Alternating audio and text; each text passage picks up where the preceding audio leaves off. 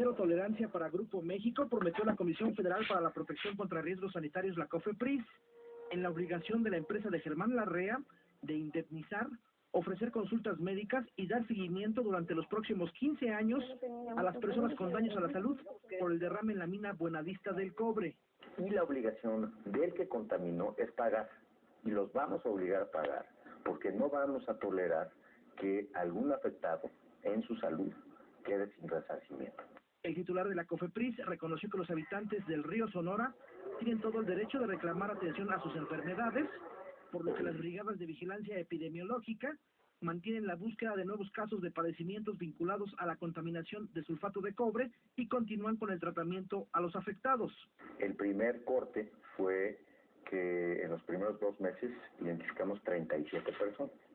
Esas 37 personas en todos los casos fueron resarcidas a través de un mecanismo que financió el responsable del derrame, que es Grupo México.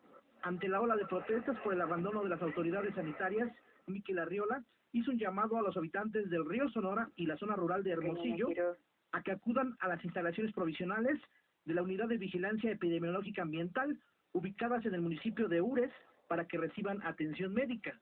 Cualquier reclamo, cualquier derecho de resarcimiento en salud que no se haya cubierto, yo personalmente me hago responsable para que eso pase.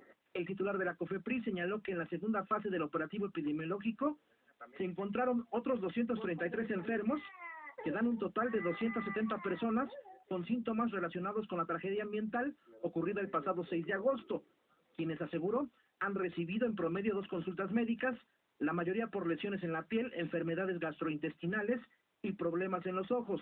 Nosotros vamos a buscar, pero es muy importante que los alcaldes también nos lleven a las personas. Recordó que a Grupo México le cuesta 3 millones de pesos al mes el trabajo de vigilancia epidemiológica y tendrá que pagar la construcción y operación de una clínica que atienda a los enfermos de aquí al año 2029.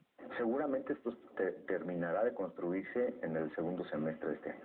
Informó Ernesto Méndez.